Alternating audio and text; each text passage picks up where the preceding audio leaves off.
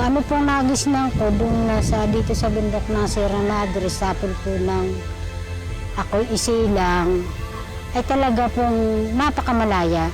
Aba ay talaga mahalaga yung ilog bagay. Ako pagka yung ilog ay na baway na iga, aba ay ano ay inumin. Kahasan talaga kami umaayaw sa kaliwalog. Yung nakikita namin yung traditional at saka yung kultura namin mga katutubo ay mawawala.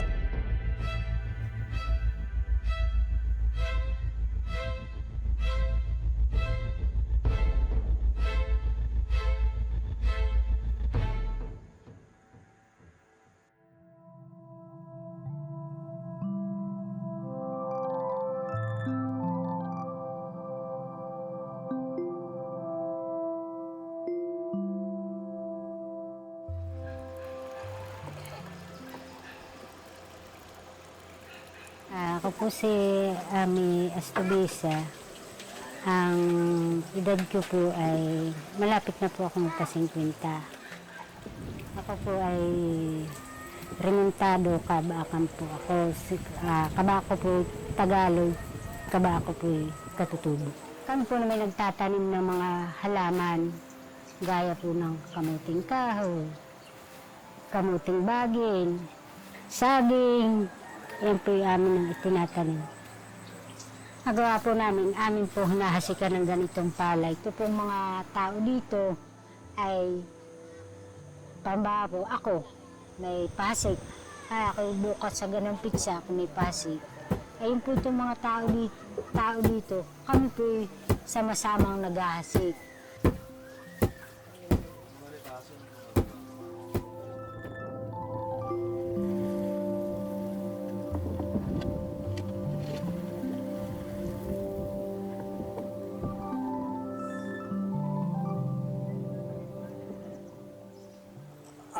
Nakukuha namin dito sa aming ilog ay sari-saring isda. May doong ang tawagin namin karpa, plapla, tapos ay may bakyo, may mamuntok, may balitad, may hipon, at madami pang iba.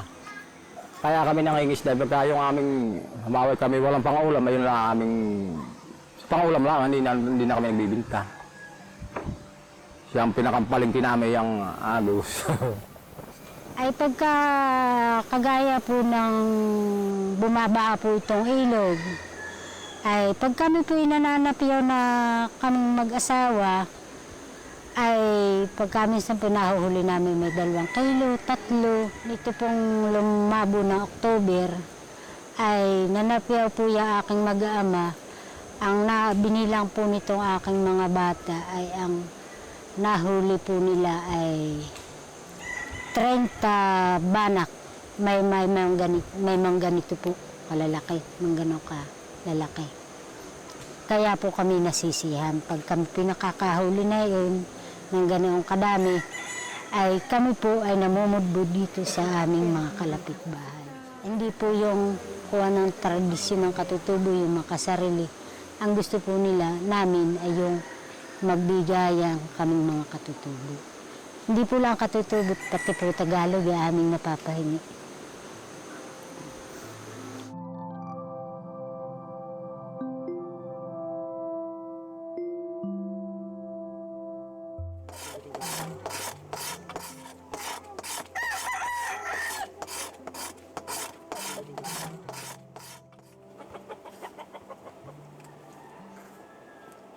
Ito po ang nakita namin sa ginagawa po ng aming mga nanay.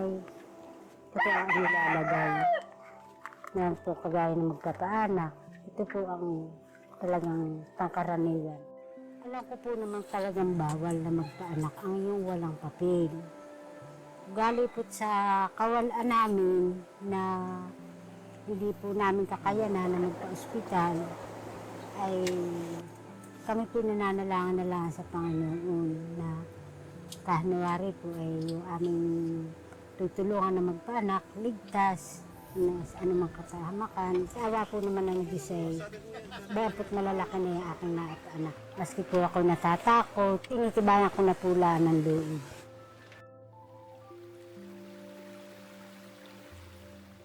Kaya po naisipan ng aming matatanda na ginawa para po daw na masuplayan itong tubig na ito yung bawat bahay. At ginagawa po namin pagka yung pong kakanti ang tubig ay amin pong nililinis siya para po siya ay huwag mabulukan ng mga damo-damo. Yung nanlalaglag, ay po nililinis namin.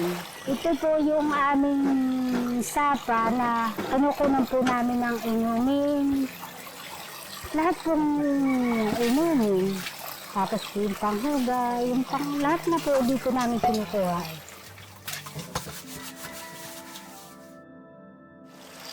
Ayaw namin sa malaking dam.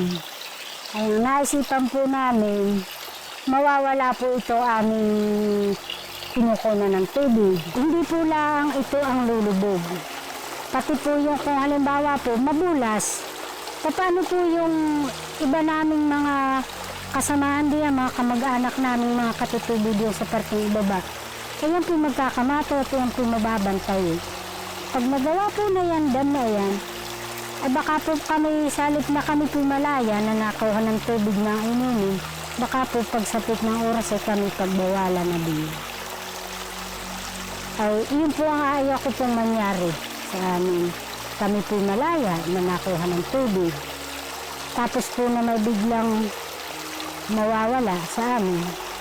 E di, gano'n po naman kasakit sa aming taga rito.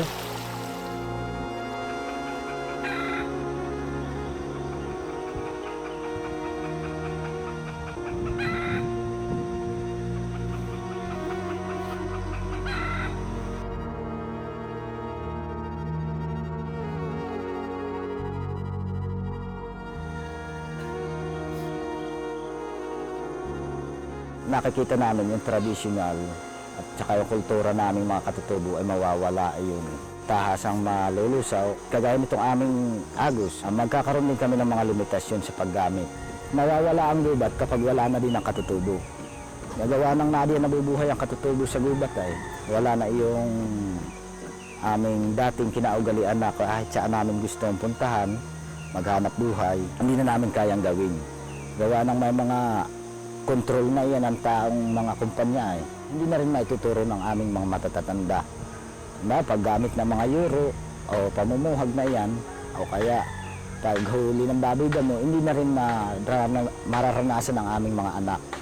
Apo o hanggang sa abot ng alaala nila na lamang mangyayari. Kagaya nitong aming libingan naman, ang libingan din namin, kailangan din namin protektahan. Gawa ng ito ang libingan ay dito nakalibing yung aming mga nunununuan pa namin sila na aming tinataglay hanggang sa kasalukuyan. Ang katutubo po naman ay dito ang nananahanan sa malapit sa tabing ilog. Kaya po diyan ikinuha sa tabing ilog ng mga katutubo ng parapula sila pagkaan ba po nangingisda, napupunta-puntahan po namin. Ayaw namin na matuloy ang dam ay gawa ng mabubungkal ya aming mga ninuno na nakabaon na o kaya lulubog sa tubig, ayaw po namin.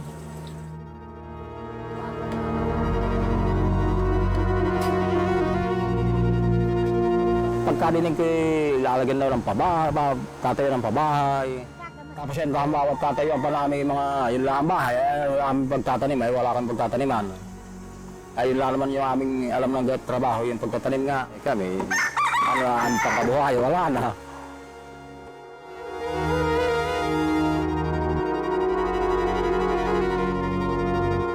Yung kung gusto mo yung lumabas ng mahalos araw-araw ay pumunta ka sa labas, hindi ka makakalabas at mga dagat. Kadadaan ka din na wala, hindi papadaanin ng kahit taga dito mismo, hindi papadaanin.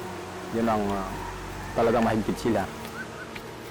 Magkakakuan, may parang kami inaakusahang hindi daw itong lahat ng baykuran. Kami po dumalo doon, baka sabihin namin, baka yung pagparatangan ng gano'n. Sabi nila, pag umaya daw sa dam, ayun daw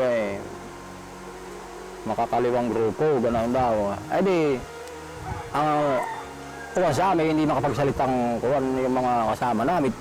Aba, pararatangan naman nila na hindi maigi. Ang ginagawa nila kahit ayaw namin, lalagay naman doon sa kuway, gusto.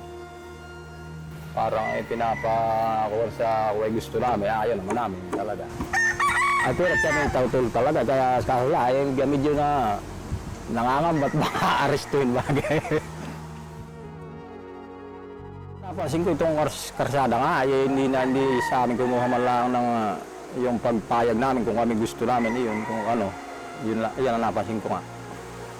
Ay maski po yung naalman po namin sa mga tao na bubutasin ang kalye, ay para pong nasa mga kalooban ko, ay ano po namang aming magagawa, maski po sumama ang kalooban ko, ay ano po namin magagawa kung narito na binubutas na nila.